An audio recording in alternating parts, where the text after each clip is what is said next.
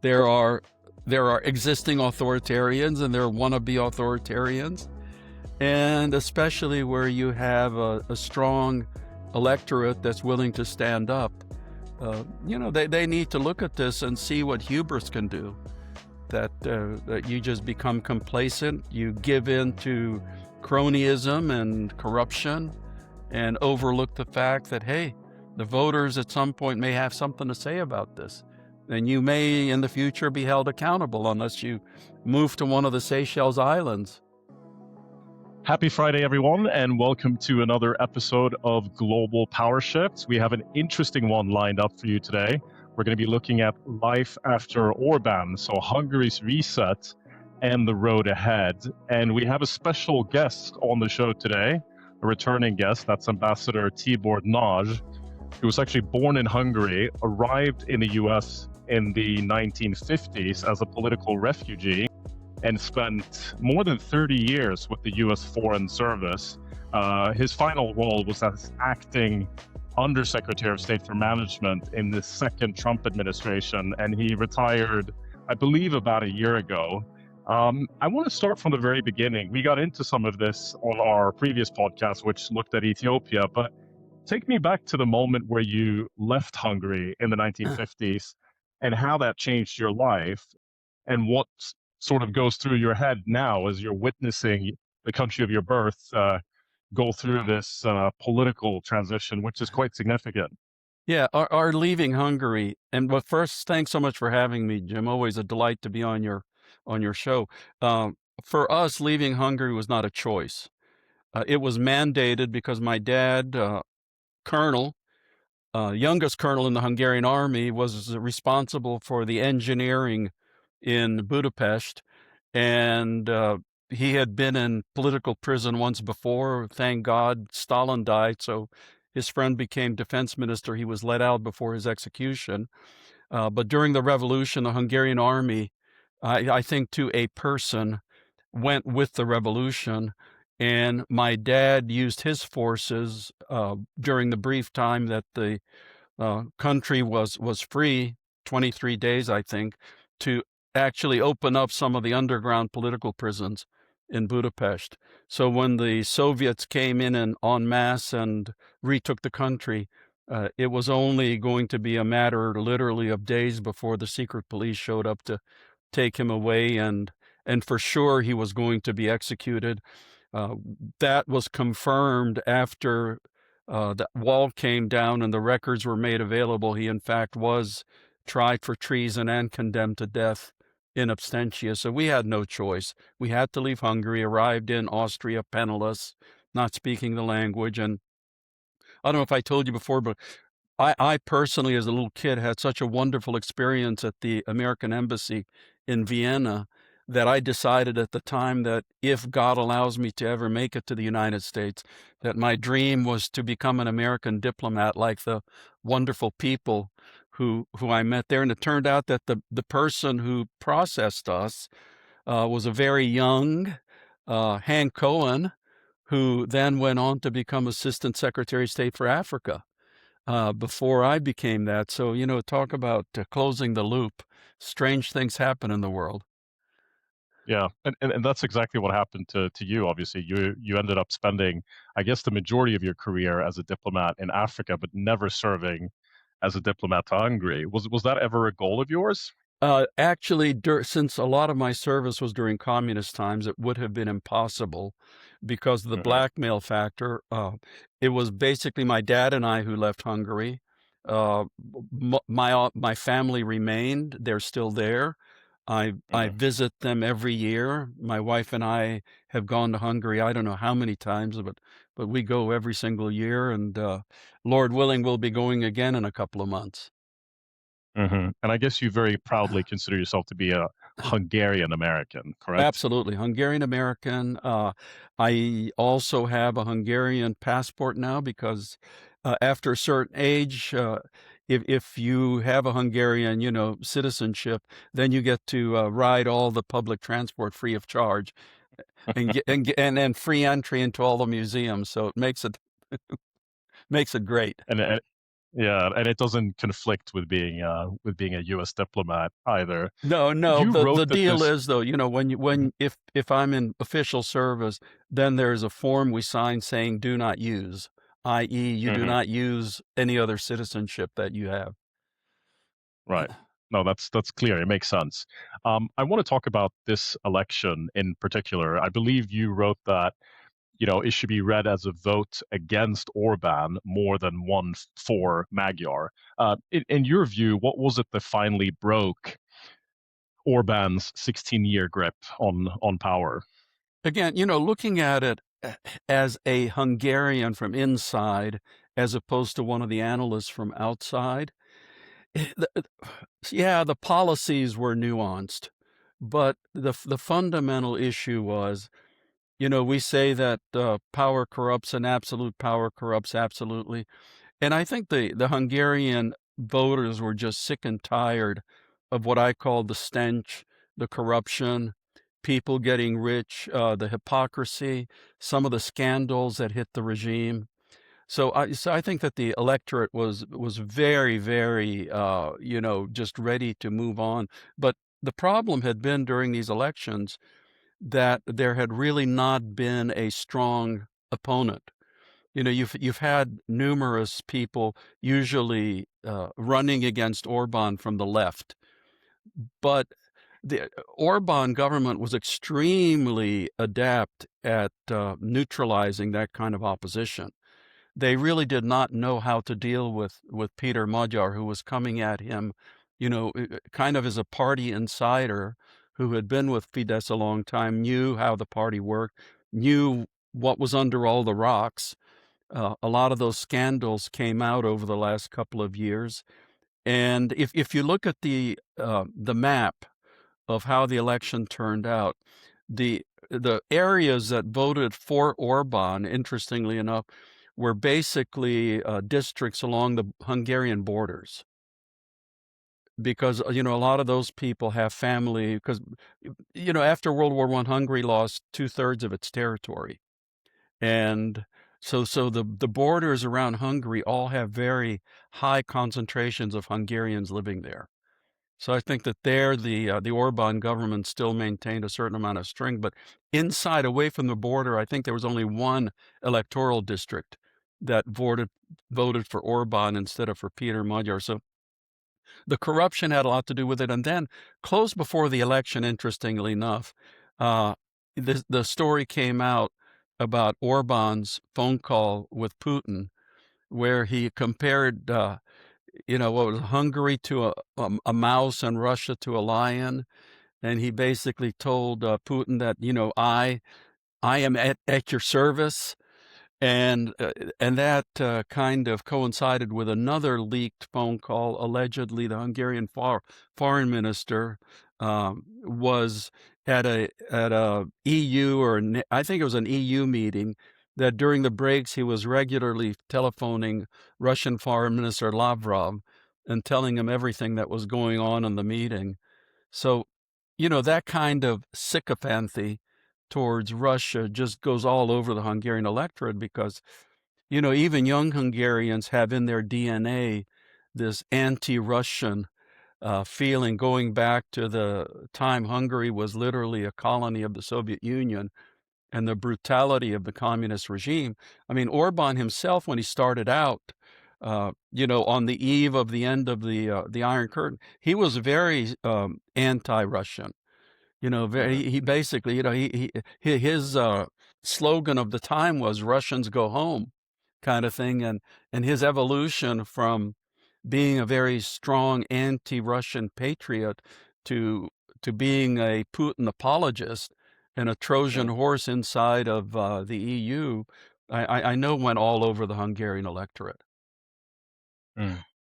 I'm curious to learn a little bit more about this two-track Hungary that you're describing, and I'm already kind of seeing parallels to certain countries in East Africa that we know very Yeah. well. So, I mean, there's one track for friends of the regime and family, and then another one for everyone else. Just give us a better sense of what that picture looked like during Orban's tenure, and Yeah. what people on the outside probably don't understand? Well, yeah, that's a great question because, for example, one of Orban's childhood friends, Mészáros, I think he was basically a mechanic. And during these 16 years of Orban's power, he benefited from a tremendous number of government contracts, and his wealth is now estimated at $1.2 billion. Not foreign, it's $1.2 billion. And I think I alluded to in my op-ed that I wrote that I don't know if this is true, but in politics, perception is reality. And the story going around Hungary was that it costs more money per mile to build a highway through the Hungarian Great Plains than it does through the Alps in Switzerland, with the funny business of the contract going to various cronies. And the ordinary Hungarian saw, if you're a friend of the regime, for example, medical care. Hungarian medicine, unfortunately, they took the worst aspects of socialist medicine and the worst aspects of capitalist medicine and combined the two. And so if you're an ordinary Hungarian, depending on, free medical care, quote unquote, you're going to wait forever, for procedures and things like that. But the elites with connections to Fidesz were getting world-class medical care, jumping ahead of the lines. And Peter Magyar used that very cleverly during the campaign. I think he actually showed up at a hospital, went into a waiting room to record, these special privileges. I mean, his political campaign was just sheer genius. And why is that? What was the genius of that campaign, if you expand a little bit on it? Well, the Orbán's party, Fidesz, as I said, was very adept at fending off challenges in previous elections. But Peter Magyar did things like Orbán refused to debate him. Orbán refused to appear on a stage with him. So Peter Magyar, he walked, for example, 300 kilometers across Hungary. I think he visited just about every little, village and hamlet and town. And he carried with him a cardboard cutout of Orbán. So he would stand on the stage and he would, quote unquote, debate the cardboard cutout. It's funny, it's humorous, but it definitely makes a point. And, at the end of the day, you say, what really defeated Orbán? It has to be hubris. The Hungarian people just got sick and tired of that. Also, the European Union, I would say, is not, that popular amongst ordinary Hungarians for a variety of reasons. Hungarians are fiercely nationalistic. They don't want to be bossed around by Brussels as to do this, that, or the other. But at the same time, Orbán seemed to pick a fight every single day with the European Union.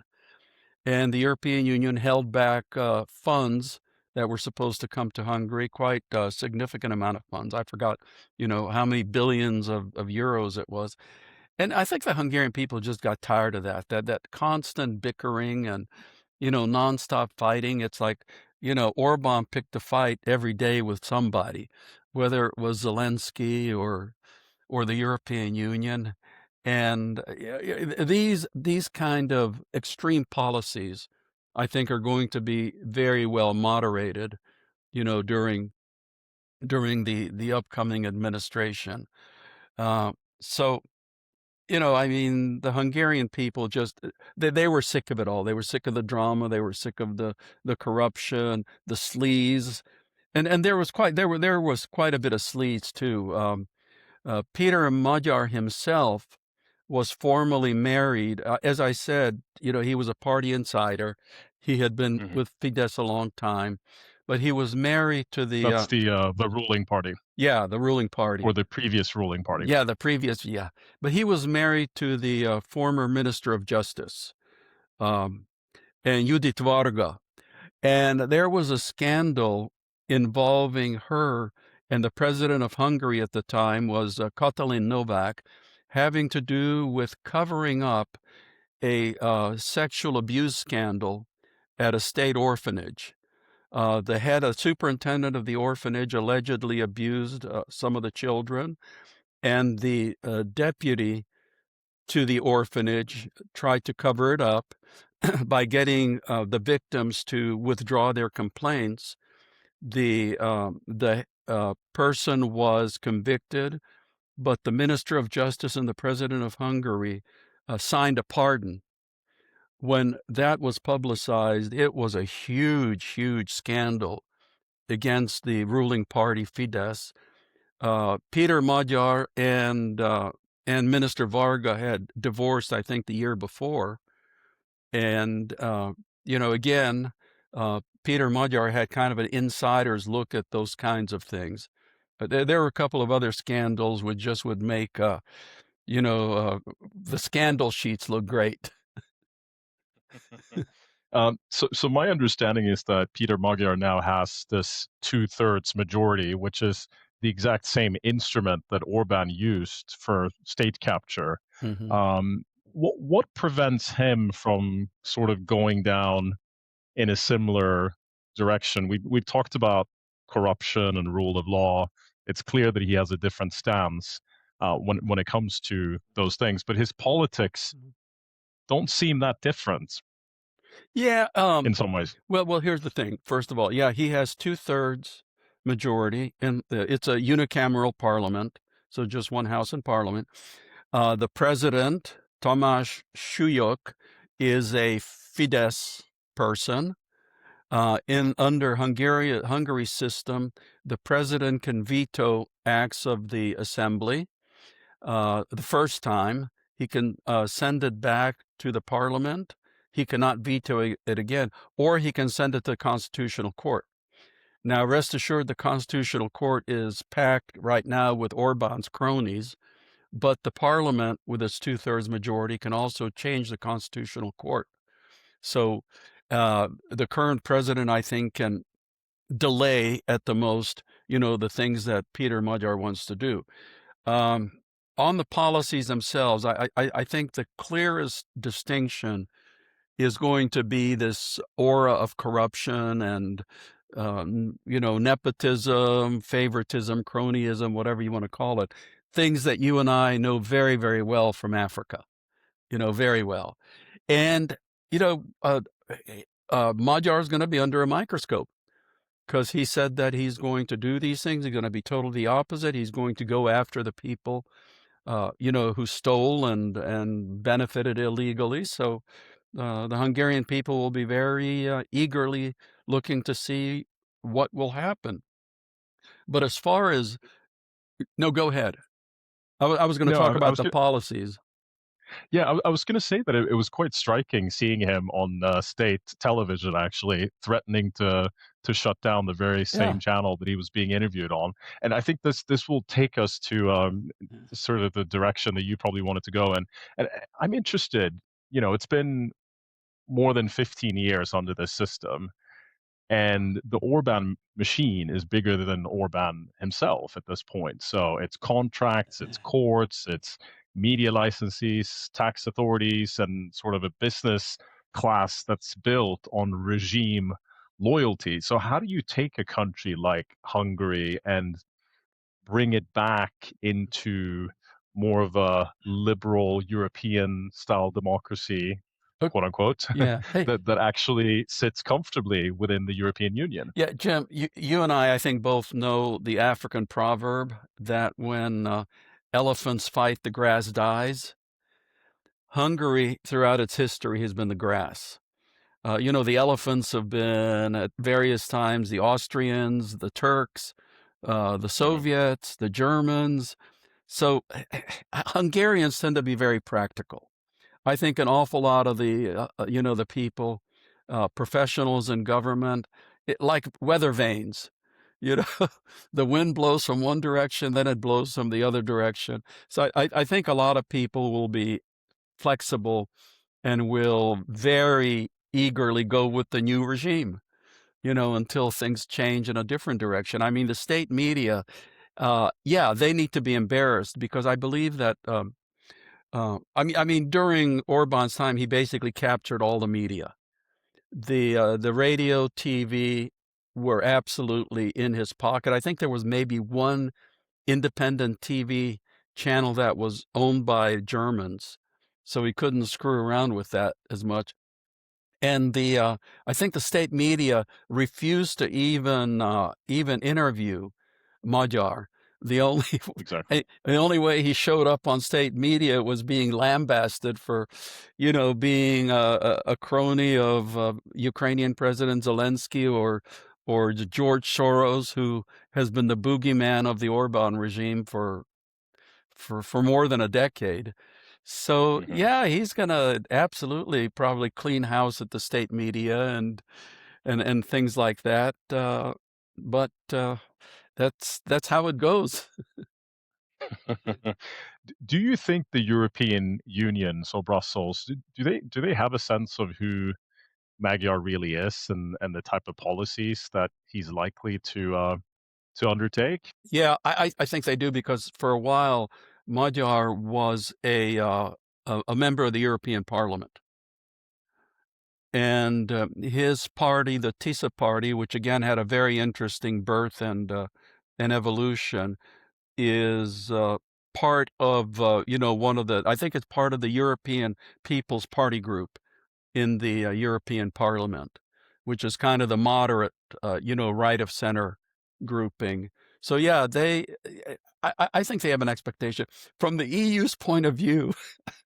I think if the Sasquatch had won the Hungarian elections, they would have been delighted, because it was anybody but Orbán from their point of view. Because I vision the EU kind of like an old-fashioned gentleman's club, and here shows up this this raving person who's creating havoc with them. So they're going to be just delighted. And Peter Magyar, obviously devout Catholic, he's a Hungarian nationalist. He very strongly is against mass migration. But at the same time, his family values are different. He's very strong family value, very strong pro-family. But he recently said that nobody should be stigmatized because of who they love. So, right away there's a signal that it's not going to be anti, with the GLBT issue. LGBT. Yeah, it's not going to be, aggressively anti. It'll be a much more, definitely not promoting, but definitely, open. I mean, that one of the biggest shocks, I think, to the Orbán government was the annual GLBT parade in Budapest, when the government tried to ban it. And I forgot how many, million plus Hungarians showed up to do it, and there was there was not a way to stop it. And it was definitely an in-your-face moment by the Hungarian population. That's why I believe the Orbán government refrained from having the kind of African election that you and I know very well. Because in Africa you have two choices with elections, with the incumbency. You can either steal enough votes to declare yourself the winner, or you can ignore the results, as what happened recently in a couple of elections. I think the Orbán group kind of took a look at the situation and decided that they couldn't do either. They sure, with power of incumbency, you have an advantage up to a certain percent. But beyond that, I think they realistically realized that if they tried to go beyond that, or if they tried to ignore the results, there would have been a mass eruption not seen since 1956. I believe that there are around 22 billion euros in frozen EU funds. What does Magyar have to do to show Brussels, or to convince Brussels to unlock that money? And how fast does that happen, in a way that has a real impact for Hungary's economy? Because presumably this is money that would be needed as soon as possible. Again, that's going to be up to Brussels. My prediction is Brussels will move heaven and earth to get that going as quickly as possible. kind of uh, as a show of support, but also a peace offering, to say that this is a brand new day. We're going to end this turmoil between us, and we're going to move on. So I foresee that happening. And Brussels held that money back, not per se because of Hungary's policies, but because of the fear of misuse of the funds, because previous funds had been misused. This also brings up an interesting question, in that Orbán government did not make any moves to convert Hungary's currency to the euro, because having its own currency, they could play all kinds of games with it, with exchange rates and things like that.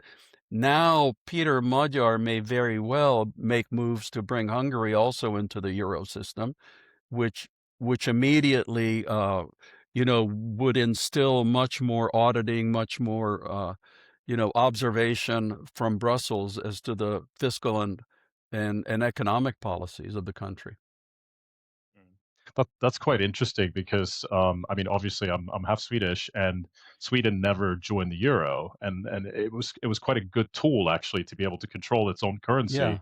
And even in the UK, where I lived for many years, they made the same choice, and their economy did very well leading up to Brexit, at least.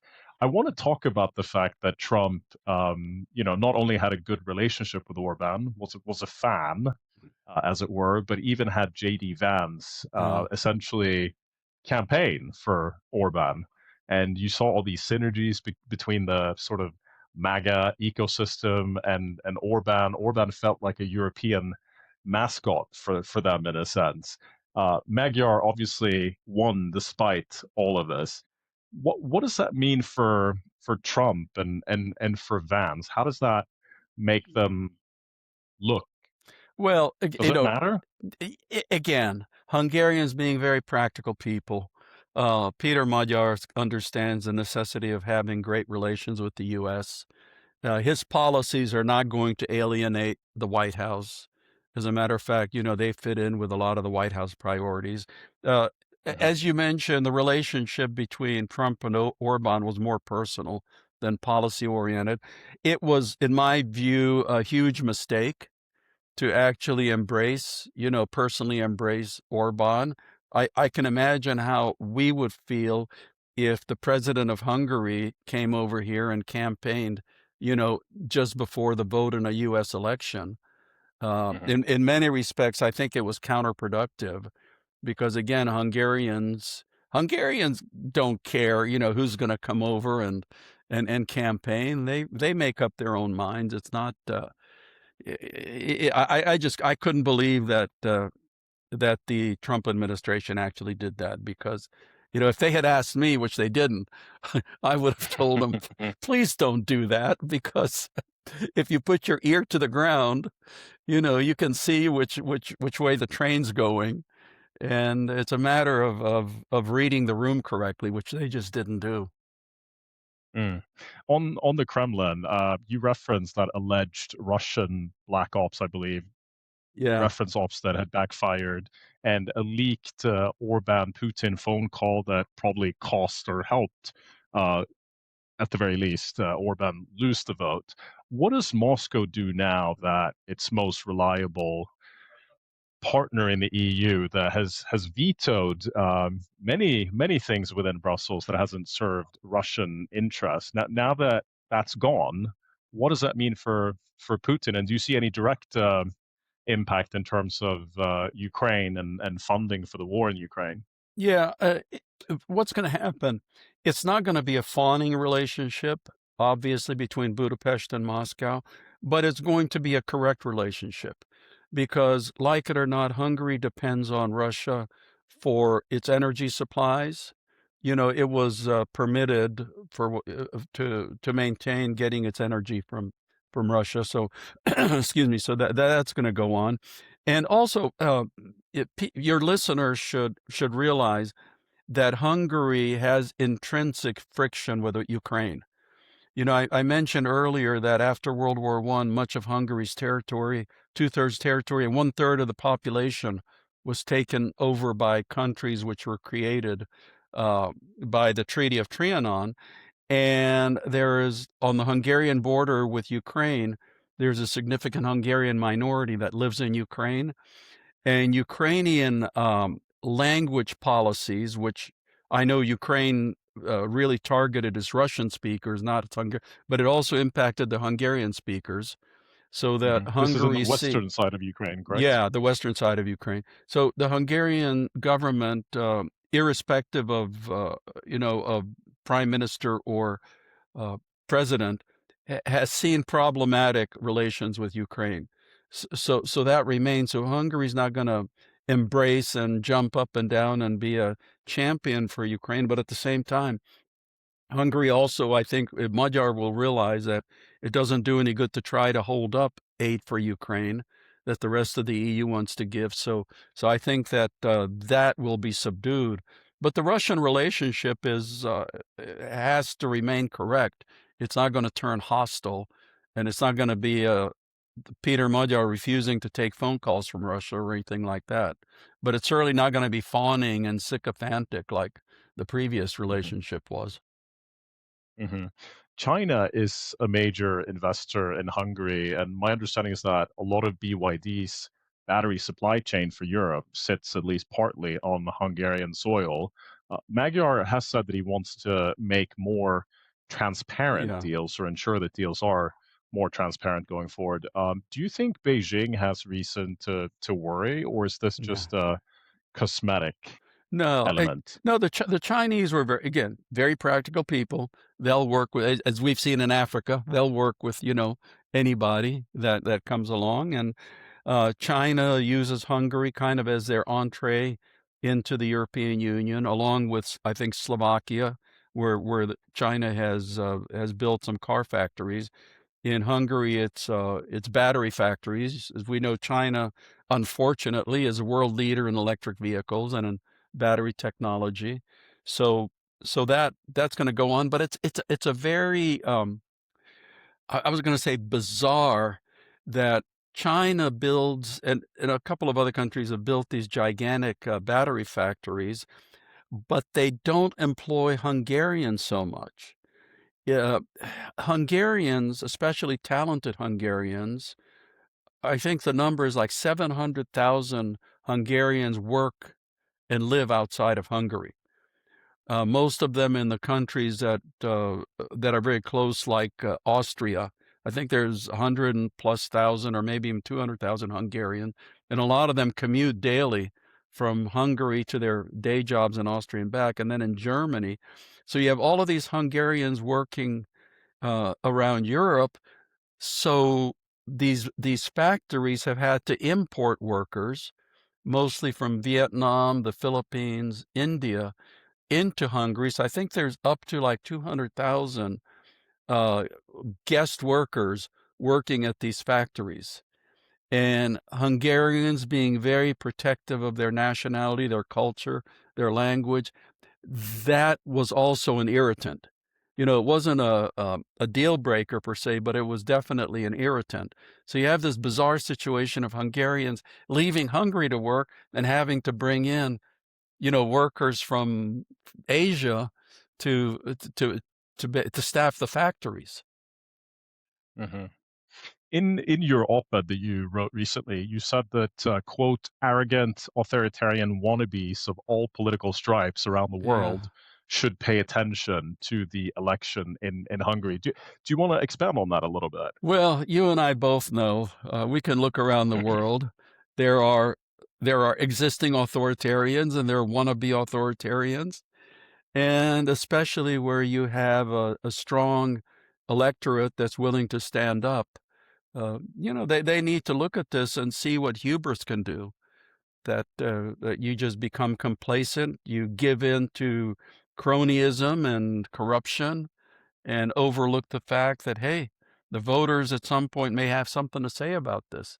And you may in the future be held accountable unless you move to one of the Seychelles Islands.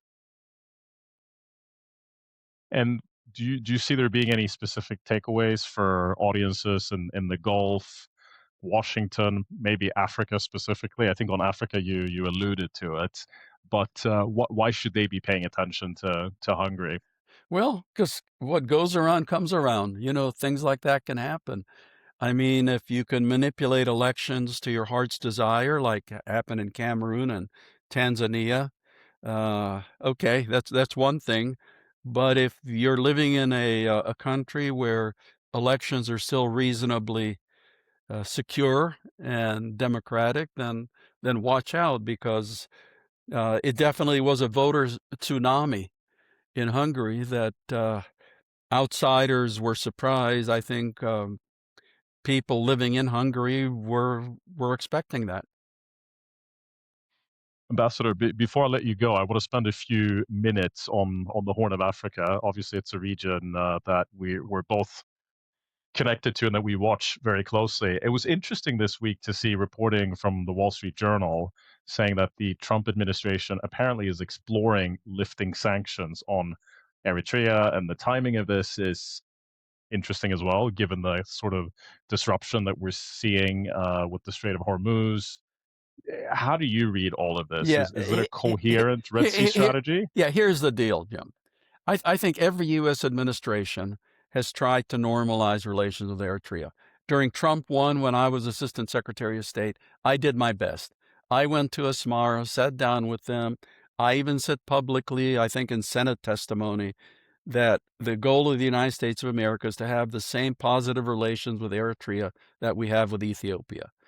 We discussed several ideas, and it just turned out that the Eritreans were incapable of responding positively. When I was ambassador to Ethiopia, I became pretty good friends with Prime Minister Meles. And Meles and Isaias, had been kind of colleagues in war against the Derg in freeing That's the Ethiopia. president of Eritrea, Yeah, Isaias. yeah, freeing Ethiopia from the communist Marxist dictatorship. They kind of fought together, and then they went their separate ways. Eritrea became independent because not both of them could be the leader of a unified Ethiopia-Eritrea. And then you had the Ethiopian-Eritrean War when Isaias invaded Ethiopia over a boundary dispute. And Prime Minister Meles said, Isaias, he's a really smart guy, but every day he wakes up a new person. You never know what he's going to do that day. And unfortunately, I found that to be true, because I thought we had very positive discussions in Asmara, and they never ever followed up on that. I think Isaias, the president of Eritrea, understand that if he was to totally normalize relations with the U.S., then the pressure would start on turning his nation, which I characterize as a massive prison camp. He would have to start, lessening some Africa's of those. North Korea, they call it. Yeah, lessening some of those pressure points, and I mean, no constitution, never an election, national service until you're 90 years old. You can be jailed, tortured, executed for anything, kind of thing, and I think normalization, the pressures would start mounting. So I think that philosophically, the regime probably would want to have openings, but practically speaking, they know that the walls would start crumbling, with normalization, with business. I mean, if you visit, I don't know if you've been to Asmara, but if Never been. I would love to go for the architecture, if nothing else. Yeah, yeah, it's gorgeous. If you visit, you have to take $100 bills, but the $100 bills have to be new. Of course, there's no internet. It is beyond bizarre, and yet it's a charming country. The people are fantastic, but they are just beholden to this gruesome government. So I wish the current Trump administration well, but I just don't see it happening. For the Trump administration, it would make much more sense to go with Somaliland, especially since now formal relations with Israel, appointment of ambassadors, from each country. I mean, you can sign a piece of paper of establishing relations, but when you actually have physical present ambassadors in each other's capitals, that's a huge step forward. And so I just don't understand why the current White House doesn't see the logic in that. Absolutely. Ethiopia is obviously another key country we're watching, the key country to watch, I'd say, in the Horn of Africa. We're about a month away from a national election. The U.S. reportedly now has concerns that the government is preparing to go to war with Eritrea over Red Sea access. We've been hearing similar Yeah, narratives for yeah, forever, and obviously there's still tensions in the north. Tigray is far from resolved. What are some of the friction points that you're looking at ahead of this election? And it doesn't look like Tigray itself will be able to yeah. vote in the election because the mandate of the interim administration has been extended for another year, right? It's So been that's quite extended for another tricky. year, but then recently the TPLF, kind of kicked them out of power, and there's a split in the TPLF. There's a split in Tigray. The TPLF's not going to be Hmm. allowed to vote in the elections. I, Hmm. I, Will the I it, people be able to vote? The people of Eritrea, sorry, of Tigray. Tigray? I don't see. I just don't see how it's going to happen. And I really, I love Ethiopia. I served there twice. It's a unique, special nation. It could be one of the biggest success stories in the world, not just in Africa. But they really desperately, desperately need national reconciliation. Just having an election is basically putting wallpaper over rotting walls. Hmm. I don't think it's going to solve anything, and keeping the TPLF from being able to register to run in the elections. Personally, I think it's a huge mistake.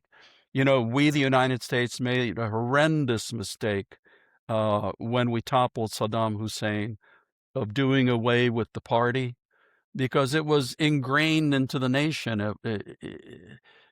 And, as a result, there was tremendous suffering. And the TPLF, as you well know, because you know the region very well, it is ingrained in the DNA of Tigray. And sure, over time there will be opponents and competitors Like and things like Getachew that. Reda's party, Yeah, well, pardon me. Yeah. like Getachew Reda's own party.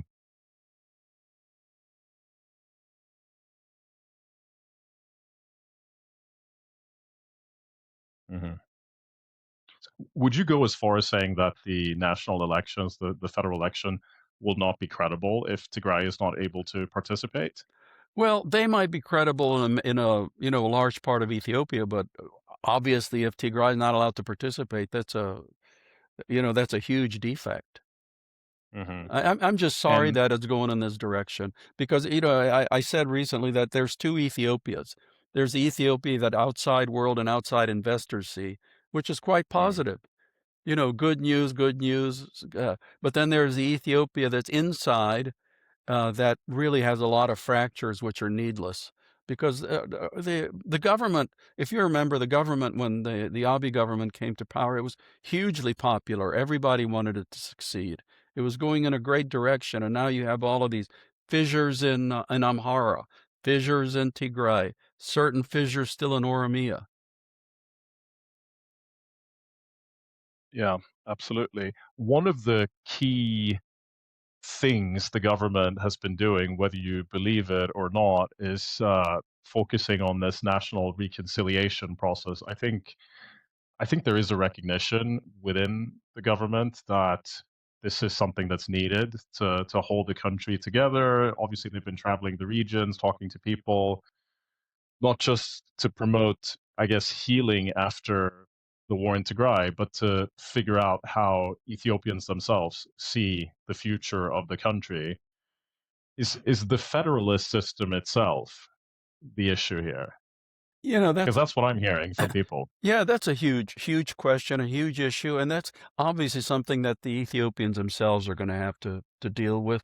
Ethnic federalism, philosophically, it made good sense, when it came in, but as you and I both know, that kind of federalism works when a nation is rich. It works wonderfully in Switzerland, even though you have three ethnic groups there who hate each other, basically, but they get along because they're dividing riches.